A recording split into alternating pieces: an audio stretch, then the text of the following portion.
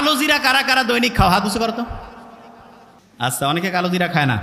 শোনো, আমি তোমাকে সত্যি কথা বলি, কালো জিরা ব্রেইনের যে ইনফেকশন হয় না, ব্রেইনের খোসর মোসর, এইটা ধ্বংস করতে, এইটার বিরুদ্ধে ফাইট করতে সবচেয়ে ভালো একটা উপাদান হচ্ছে কালো জিরা। কি নাম বলো?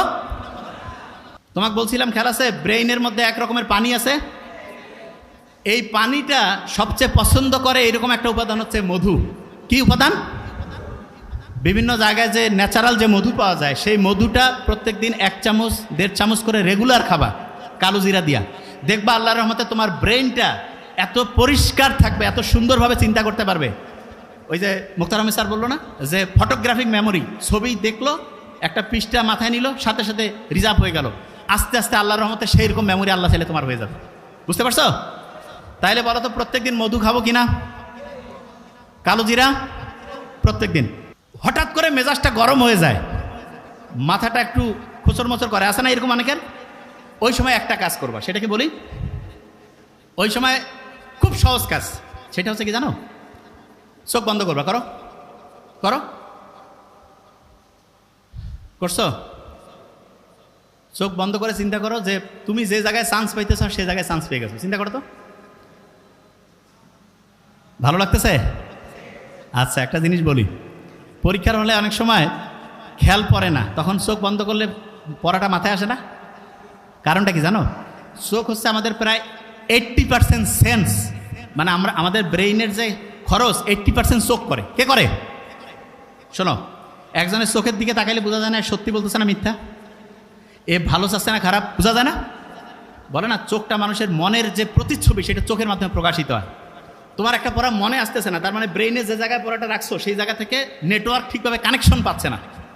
কানেকশন করার জন্য অনেক সময় তুমি দেখবা হঠাৎ করে তোমার বাসায় কারেন্ট লো ভোল্টেজ হয়েছে বা কারেন্ট চলে গেছে, তখন আমরা এরকম করি না, কিছু কিছু জিনিস বন্ধ করে দিয়ে ফ্যানটা আর যেটা খুব প্রয়োজনীয় সেটা চালু রেখে অন্য সব বন্ধ করে দেয়, যে ভোল্টেজটা একটু ঠিকভাবে এটা পাও। ঠিক তেমনি করে তোমার ব্রেইনের ভোল্টেজে তখন কম বেশি হয়েছে, এই ভোল্টেজটা তখন কিভাবে আসবে? ঠিক চোখ বন্ধ করছো না, তখন এই শক্তিটা তো খরচ আর হচ্ছে না, তখন ও খুঁজতেছে পড়াটাকে, এবং পড়াটা খুঁজে আলহামদুলিল্লাহ চলে আসলো। আরেকটা জিনিস দেখবা, হঠাৎ করে তোমার একটা পড়া মাথায় আসতেছে না, দেখিও পরীক্ষার হল থেকে বাড়ি হইছো, ওই সময় মাথায় আসছে, হয়েছে এরকম হয় না? আচ্ছা, অনেকে কবে এটা কেন হয়? বলি একটা জিনিস, ব্রেইনের একটা অসাধারণ বৈশিষ্ট্য হচ্ছে, কোনো প্রেশার নিতে চায় না, প্রেশার নিতে চায় না। তার মানে তুমি পরীক্ষার হলে পরীক্ষা দিচ্ছ, তোমার একটা পড়া মাথায় আসতেছে না, ওই যে জায়গা থেকে বেরিয়েছিলাম, প্রথম কাজ হচ্ছে চোখ বন্ধ করা। কি করবা? বলো না কেন? চোখ বন্ধ করার পরে বুক ভরে শ্বাস নাও, এইরকম করে 3 থেকে 5 বার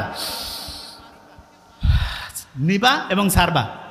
ওই সময় ব্রেইনের যেই জায়গাটায় তথ্যটা রাখছিলা সেইটার সাথে নেটওয়ার্কিং ব্যবস্থাটা স্ট্রং হয়ে যাবে। দেখবা যে ইনশাল্লাহ মাথায় চলে আসছে। আর যদি না আসে তখন ওই প্রশ্নটা একটু রিজার্ভে রাখবা, রেখে ওই জায়গাটা ফাঁকা রেখে অন্য জায়গায় হচ্ছে পড়া শুরু করবা, অন্য জায়গায় লেখা শুরু করবা, এবং করার পরে হঠাৎ করে দেখবা চট করে মাথায় চলে আসছে। হয় না? হয়, তখন ওই জিনিসটা লিখবা। ক্লিয়ার? আচ্ছা আচ্ছা, আমরা যে নামাজ পড়ি, নামাজে আমরা সেজদা দেই না? সেজদা দেই। সেজদা যখন আমরা দেই, শুনলে অবাক হবো, কপালটা আমরা মাটিতে লাগাই না? বিজ্ঞানীরা দেখতেছে যখন আমরা কপালটা মাটিতে লাগাই, যদিও এটা নিয়ে একেবারে প্রমাণিত না, কিন্তু ধারণা করতেছে, তখন হয় কি আমাদের এই যে এইখানে প্রিফ্রন্টাল কর্টেক্স আছে না, এবং হিপ্পোক্যাম্পাস, যেই দুইটা ব্রেইনের রিজার্ভের মেইন জায়গা, পড়া মনে রাখার মেইন শক্তিশালী অংশ, সেই দুইটা শক্তিশালী হয়ে যায়। তার মানে যত বেশি সেজদা, প্রিফ্রন্টাল কর্টেক্স, হিপ্পোক্যাম্পাস তত বেশি পাওয়ারফুল হয়ে যায়। সুবহানাল্লাহ। ব্রেইন যে দামি জিনিস এটা তো বুঝি না, এই জন্য ব্রেইনের দাম বাড়ে, মানুষ কাছে এটা কি আর হবে। 1 নাম্বার জিনিস।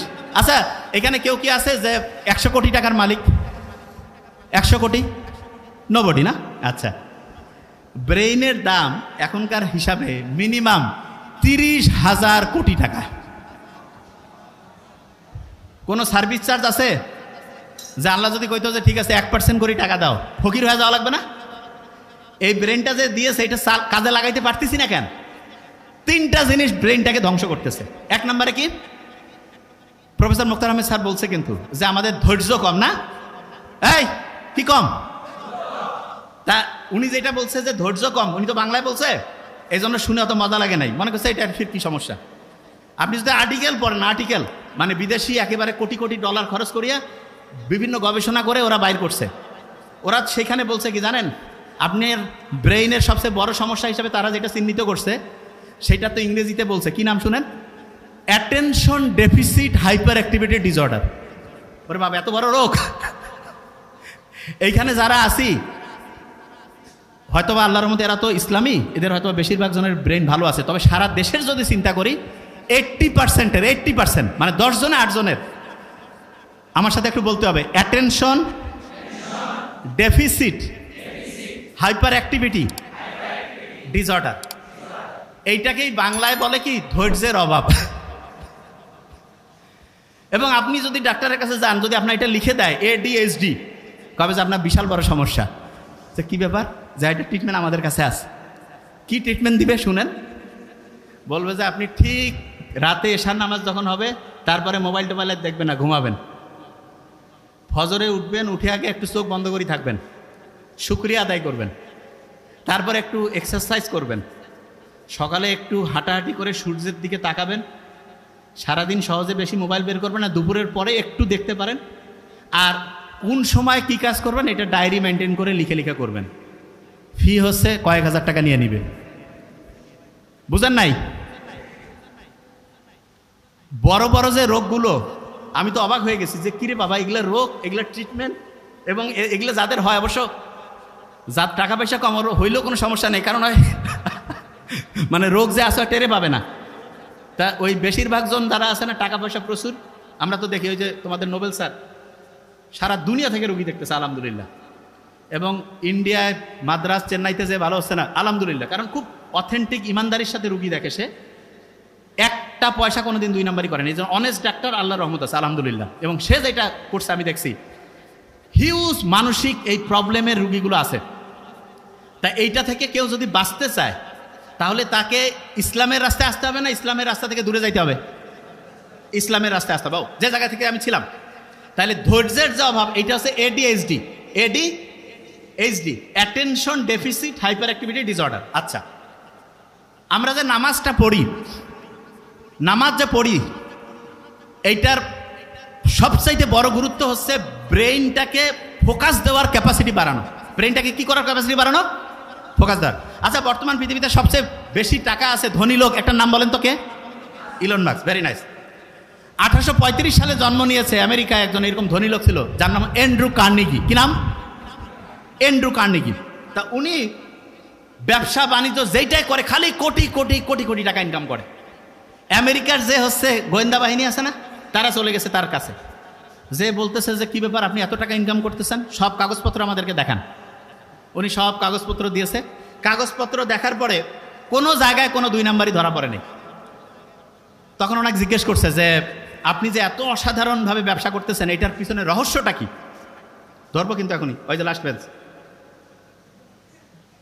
তা উনি তখন বলতেছে যে রহস্য হচ্ছে আমি যে কোনো একটা বিষয়ে 5 মিনিট মনোযোগ দিতে পারি। শুনেন আগে মন দিয়ে, কয় মিনিট মনোযোগ দিতে পারে?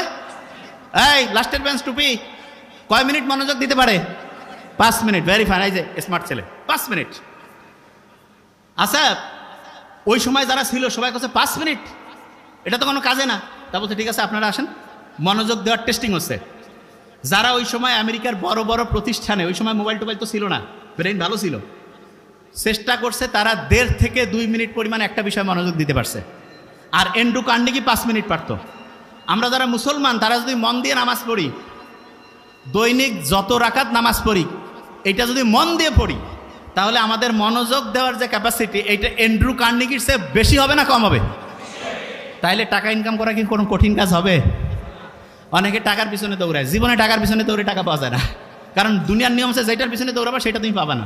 তাহলে ভাই কাজটা কি? তোমার সবচেয়ে শক্তিশালী অস্ত্র হচ্ছে ব্রেন। এই ব্রেনটা সবচেয়ে পাওয়ারফুলভাবে আল্লাহ বানাইছে, এইটা শুধু তোমার ওই পাওয়ারটা ধরে রাখতে হবে। এবং ধরে রাখার জন্য যেই যেই বুদ্ধি দরকার, আল্লাহ সবগুলো বুদ্ধি দিয়েছে, কিন্তু আমরা ধরে রাখতে পারি না কেন? কারণ আমরা নিয়মটা কেন মানতেছি সেটাই বুঝি না। আমি যখন নামাজে দাঁড়াবো, নামাজে মনোযোগ দিলে এইটা ব্রেইনের ফোকাস করার যে ক্যাপাসিটি, ফোকাস। আচ্ছা, ফোকাস জিনিসটাকে আমি বলি, এই যে ক্যামেরা আছে না, ক্যামেরাটা আমি যেই দিকে টার্গেট করব, ছবি কি ওইটার আসবে না অন্য জায়গায় আসবে? তাইলে আপনি যেই জিনিসটা টার্গেট করবেন, আপনি ওই জিনিসটা পাবেন না অন্য জিনিস পাবেন? আচ্ছা, আপনি যদি টার্গেট করেন যে আমি আমার ব্রেনটাকে ঠিকভাবে ভালোভাবে কাজে লাগাবো, এবং এইটাকে কাজে লাগিয়ে আমি আমার জীবনে অসাধারণ কিছু করব, তাইলে আপনি এটা পারবেন কি পারবেন না? পারার জন্য নামাজটা 5 ওয়াক্ত যখন পড়বো তখন তো শুকরিয়া আদায় করবোই, তার সাথে এটাও চিন্তা করব যে আমার অ্যাটেনশন দেওয়ার, ফোকাস দেওয়ার যে ক্যাপাসিটি সেটা বাড়তেছে। ক্লিয়ার? আচ্ছা, রোজা রাখি না আমরা? আপনি কি জানেন যে আমাদের শরীরটা প্রতি মুহূর্তে কিন্তু এরকম বিভিন্ন সময় হচ্ছে আবর্জনায় ভর্তি হয়ে যায়। এইটাকে পরিষ্কার করার জন্য রোজার চাইতে ভালো কোনো সিস্টেম বিজ্ঞানীরা এখন খুঁজে পায়নি। অনেক সমস্যা শারীরিক বিজ্ঞানীদের কাছে যায়, মানে যারা ডক্টর তাদের কাছে যায়, তারা বলে আপনি না খেয়ে থাকেন। কি করে বলেন না? কি করে? না খেয়ে থাকা। এই যে আমরা সকাল থেকে সন্ধ্যা পর্যন্ত না খেয়ে থাকলাম, এতে কি আমাদের শরীরটা পরিষ্কার হইল না অপরিষ্কার? কি হইল? পরিষ্কার। আচ্ছা, অন্যের গীবত করা, এটা নিজের মৃত ভাইয়ের মাংস খাওয়ার চাইতে খারাপ না? আচ্ছা, আপনি আমাকে বলেন তো, আপনি যদি অন্যের গীবত করেন, তাহলে বিজ্ঞানীরা এখন দেখছে আমাদের যে প্রিফ্রন্টাল কর্টেক্স, হিপ্পোক্যাম্পাস, এইটার কার্যকারিতা কমে। তার মানে ব্রেইনের যেই জায়গাটা পড়া মনে রাখতে হেল্প করে, পরীক্ষায় উত্তর লিখতে হেল্প করে, সেই জায়গাটা ধ্বংস হয়ে যায় অন্যের সমালোচনা করলে। আল্লাহ যে অন্যের সমালোচনাকে, গীবতকে এতটা মানে হচ্ছে যে বলা যেতে পারে যে নিষিদ্ধ করেছেন, এতটা যে নিরুৎসাহিত করেছেন, এটাকে আমাদের ব্রেইনের জন্য ভালোর জন্য না খারাপের জন্য? ভালোর জন্য। ক্লিয়ার?